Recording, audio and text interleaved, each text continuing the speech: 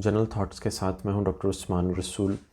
آج ہم ڈسکس کریں گے انیمیا یا خون کی کمی وہ کیا ہوتی ہے۔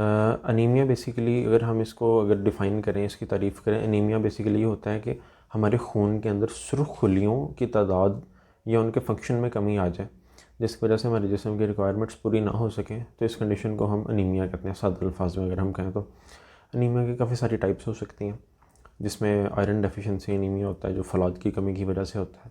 بہت زیادہ بلیڈنگ ہو جائے کسی بھی وجہ سے تو اس کے ساتھ جو انیمیا ہوتا ہے اس کو ہم کہتے ہیں بلڈ لاس انیمیا یا ہیمولیٹک انیمیا۔ ہیمولیٹک انیمیا بیسیکلی اور وجہ سے بھی ہو سکتا ہے، لیکن وہ زیادہ گہرائی کی بات ہو جائے گی۔ اچھا، اس کے بعد کوئی پرانی بیماریاں جو لگاتار چل رہی ہوتی ہیں، ان کے اندر خون کے بننے کا عمل بہت زیادہ متاثر ہوتا ہے، جیسے گردوں کی بیماریاں، جگر کی بیماریاں، تو اس کی وجہ سے جو انیمیا ہوتا ہے وہ بھی اس کے قسم میں شمار ہو جاتا ہے۔ یہ مین انیمیاز کی ٹائپس ہیں۔ اچھا، اب ہم نے جیسے بات کی آئرن ڈیفیشنسی انیمیا کی، جو فولاد کی کمی سے ہوتا ہے، تو یہ سب سے زیادہ پوری دنیا میں انیمیا جو خون کی کمی ہے اس کی سب سے زیادہ بڑی قسم ہے۔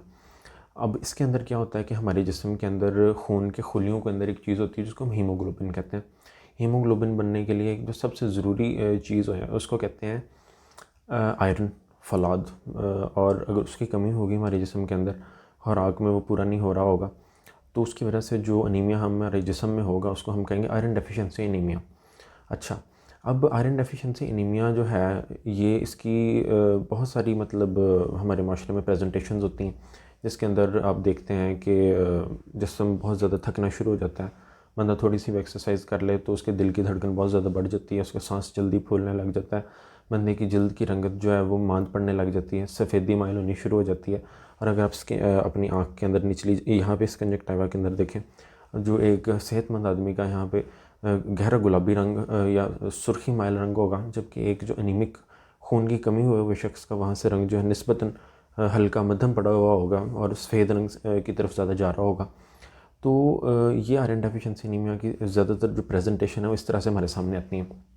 اچھا، اب ہم یہ دیکھتے ہیں کہ ہم انیمیا کو ڈائگنوز کیسے کریں گے۔ سب سے پہلے تو ایسی کسی بھی قسم کی کوئی پریزنٹیشن کسی میں آنی شروع ہو جائیں اور اس قدر وہ پریشان ہونا شروع ہو جائے کہ وہ ڈاکٹر کے پاس جائے، تو ڈاکٹر اس کا عموماً ایک ٹیسٹ کرواتے ہیں، اس کو کہتے ہیں CBC، کمپلیٹ بلڈ کاؤنٹ۔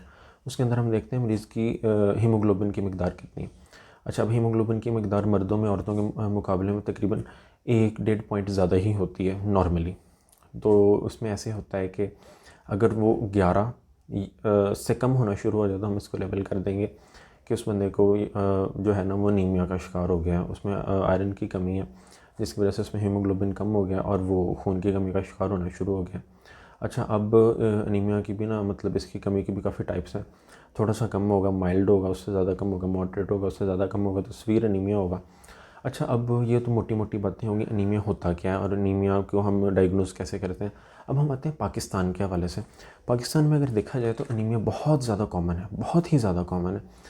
ہر چوتھے پانچویں مریض کے اندر اگر آپ ٹیسٹ کرواتے ہیں تو خون کی کمی ہمیں ملتی ہی ملتی ہے۔ اچھا، اب اس میں بڑی تعداد جو ہے وہ بچوں کی ہوتی ہے، چھوٹے بچوں کی اور خواتین کی، خاص کر ان خواتین کی جو دیہات میں رہتی ہیں۔ اور اس کی سب سے بڑی وجہ میں سمجھتا ہوں ہمارے معاشرے میں خوراک کی کمی سے زیادہ لوگوں میں آگہی جو ہے نا وہ زیادہ نہیں ہے کہ کون سی خوراک کتنی کھانی چاہیے، تو ان کی فولاد میں کی یا آئرن کی جو ہے وہ کمی نہیں ہوگی، ان کے جسم میں خون کی کمی نہیں ہوگی۔ سب سے زیادہ بڑی میں سمجھتا ہوں کہ یہ والی ہمارے معاشرے میں نا ڈیفیشنسی آگہی کی کمی، جس کی وجہ سے ہمارے معاشرے میں جو ہے لوگوں کو انیمیا ہوتا ہے۔ اس کے بعد غربت ایک بہت بڑی وجہ ہے کہ لوگوں کے پاس جو ہے کھانے پینے کے اتنا ساز و سامان نہیں ہے، اور اکثر اوقات ہمارے گاؤں میں یہ بھی چیز نظر آتی ہے کہ جو ہے نا لوگ لاپرواہی اکثر کر جاتے ہیں اپنی ہی صحت کے ساتھ۔ تو ہوتا کیا ہے کہ مثال کے طور پہ چھوٹے بچے ہیں، ان کو ہم چائے بوتلیں ایسی چیز پلانے لگ جاتے ہیں، ان کو ہم خوراک پراپرلی وہ نہیں کھلاتے جن میں آئرن زیادہ ہو، وہ انیمیا کا شکار ہو جاتے ہیں۔ عورتیں جو خاص کر پریگننسی اور بچوں کو دودھ پلانے کے عمل کے دوران جو ہے ان کو آئرن کی زیادہ ضرورت ہوتی ہے، وہ پوری نہیں ہوتی، تو ان کے اندر پھر انیمیا شروع ہو جاتا ہے۔ اچھا، مردوں میں اس کی شرح نسبتاً کم ہے، لیکن ظاہری سی بات ہے مردوں میں بھی ہوتا ہے۔ اور اس کے بعد اگر کسی کو گردوں کا یا جگر کا عارضہ لاحق ہے، خدا نخواستہ کینسر کے عارضے میں ہے، تو اس کو انیمیا ہوگا۔ اچھا، اب ہم دیکھتے ہیں کہ انیمیا کو ہم نے ٹریٹ کیسے کرنا ہے۔ انیمیا کو ٹریٹ کرنا نہایت آسان ہے۔ سب سے جو آسان ہے وہ تو اپنی خوراک کو آپ بہتر کریں۔ خوراک کے اندر گوشت، جو سرخ گوشت ہوتے ہیں، خاص کر بکرے کا ہو گیا یا گائے بھینس بیل وغیرہ کا ہو گیا، بڑا گوشت بیف، اس میں سب سے زیادہ آئرن پایا جاتا ہے۔ اس کے بعد گرین ویجیٹیبلز جو ہیں جس کے اندر ساگ آ گیا، پالک آ گئی، اس کے بعد جو ہے مٹر آ گئے، اس طرح کی جو اشیاء ہیں، ڈرائی فروٹس ہیں جس کے اندر خشک خوبانی، ان کے اندر بہت زیادہ آئرن پایا جاتا ہے، تو اگر ہم ان کو کھائیں گے تو آئرن کی کمی سے ہم محفوظ رہ سکتے ہیں۔ اور اگر آئرن کی کمی اتنی زیادہ ہوگی کہ صرف خوراک اس کو پوری نہیں کر سکتی، آپ اپنے ڈاکٹر کو چیک کرواتے ہیں تو ڈاکٹر آپ کو کھانے کے لیے آئرن سپلیمنٹس لکھ سکتا ہے، اگر کمی اس سے بھی پوری نہیں ہوتی تو آپ کو ساتھ آئرن پورا کرنے کے لیے ٹیکا لگایا جا سکتا ہے، اور اگر معاملات زیادہ بگڑ جاتا ہے تو آپ کو خون کی بوتلیں بھی لگوانی پڑ سکتی ہیں۔ بہرحال اس کو ٹریٹ کیا جا سکتا ہے، کوئی اتنا بڑا مسئلہ نہیں ہے، بس یہ ہے کہ آپ کو آگہی ہونی چاہیے اور آپ کو اپنا ٹریٹمنٹ ان ٹائم کروانا چاہیے۔ اگر ہم اس کی کمپلیکیشنز کی طرف جائیں تو انیمیا بڑھتا جائے تو ایک اس طرح کا لیول آ جاتا ہے کہ انسان کا دل خون کے ساتھ پورے جسم کو سپلائی نہیں کر سکتا، پھر اس وقت آتا ہے کہ اس کو دل کے مسئلے ہونے شروع ہو جاتے ہیں، دل فیل بھی ہو سکتا ہے، اس کی وجہ سے مریض کی جان بھی جا سکتی ہے، بہت زیادہ تھکن ہو سکتی ہے اور رنگت بالکل زد پڑ سکتی ہے، اس کی امیونٹی کمزور ہو جاتی ہے، اس کو طرح طرح کے انفیکشنز لگنے شروع ہو جاتے ہیں۔